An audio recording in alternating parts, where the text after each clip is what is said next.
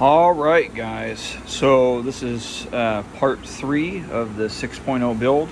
As you guys can see here, we have the top monolithic composite area not completed yet, but it is mounted to the tub.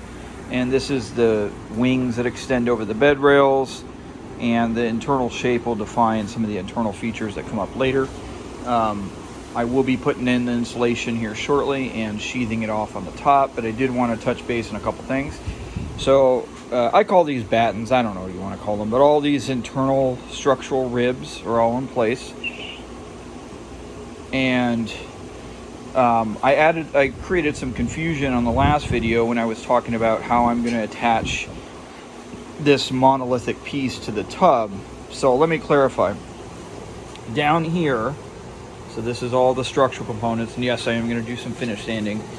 I've got a whole bunch of screws that tie into key areas all around the structure of this thing. So this thing is very well screwed down, also with glue. I was talking about those pocket holes, and I probably shouldn't have emphasized those as much. This is an example of one that came through. I just tightened it up very lightly, just enough to pull the 1/4 inch ply tight against the edge. When I put in the insulation and the adhesive, hopefully this will add a little bit more surface area and it will pull onto there. I just mostly made note of those little pocket holes because I had to drill them obviously before I put this down. But the main way that this thing is actually attached to the tub are a whole bunch of screws that go into the side and other structural components, along with glue, of course. So I think this will be pretty strong. All right, guys, the next step will be installing the insulation and sheathing it on top. But so far, it feels nice and light, and it's pretty rigid already. I think this is going to work out just fine. All right, guys, what you see here is the insulation placed in between those structural elements. Here it's perforated to add extra surface area. I used the Great Stuff glue and screws and put down the top 1/4 inch sheathing. To finish it up, I put it on end and did some finishing sanding around the back side and the edges.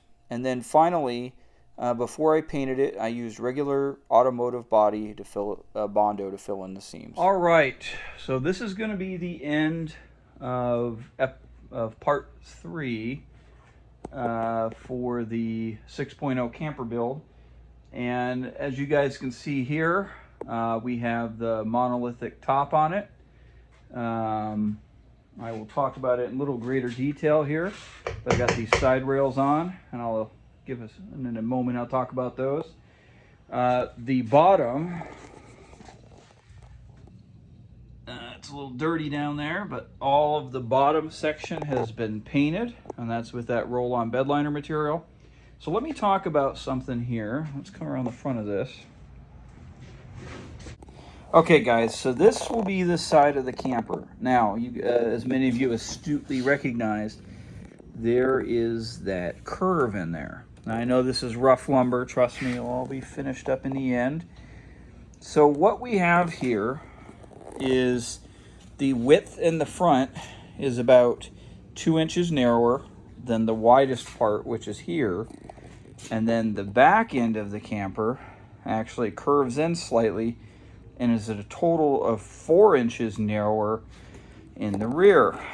Now, what's the logic of this? Well, it's a combination of practicality and cosmetics. So this part right here is actually pushed outwards by about 10 degrees, okay? So if you guys remember the last campers, down here on this corner, I always had an angle. Usually it was about 30 degrees. This one's set at 10, so it's a little bit more subtle. This also serves so that's for looks. This also serves a very practical purpose, that when I install the columns for the main frame, this will be a great glue joint and structural segment for me to attach those to, as opposed to relying entirely upon screwing it in from the bottom. And finally, the other practical element of this shape is I hope, some level of aerodynamics. Now, I've brought up aerodynamics and talked about aerodynamics in many other videos and different builds in the future. And to be dead honest with you, I understand some basic principles, but outside of having, a lot of experience and advanced test apparatus, you're guessing a lot. However, I will say this though it is hard to make a camper aerodynamic, it does play a big role the more you can reduce the aerodynamic drag. On 5.0, it was very, the most significant notice in terms of how the drivability of the truck is affected with the camper on comes down to wind resistance. That was definitely my experience.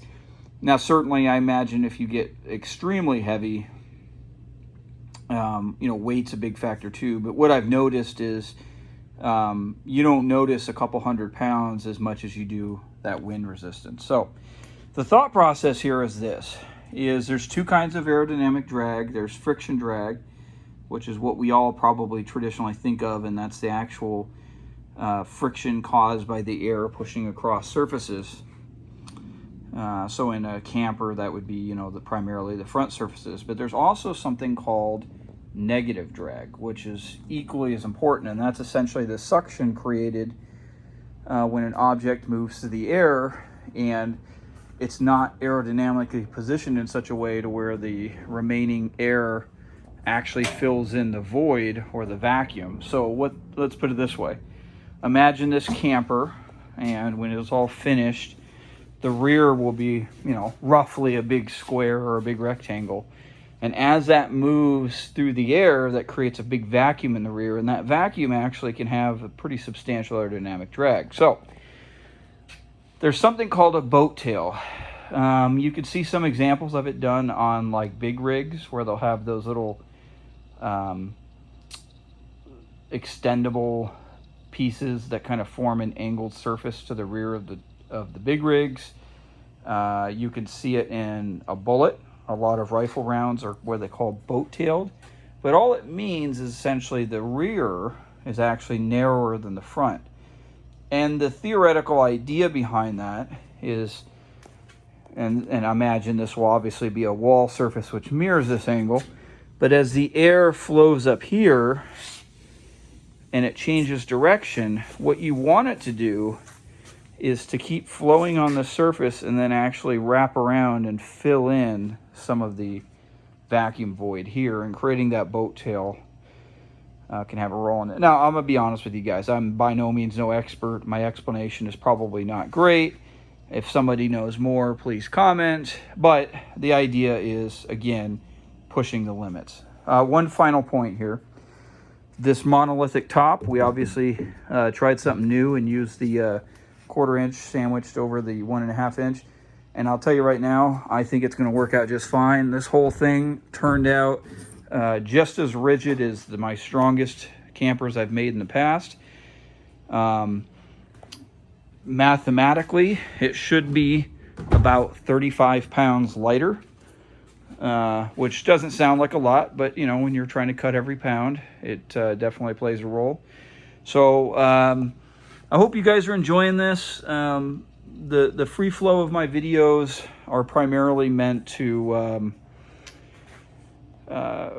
inspire people and get people thinking. It's not so much this strict step-by-step how-to, as that's probably obvious, but we're figuring this out as we go. Some of these things I'm doing, we're taking challenges and taking risks, seeing if it works.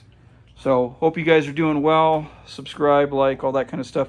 Also, check out my newest channel, Vegas Underground. I've got a couple new videos up there, and I'd love for you guys to check it out. All right?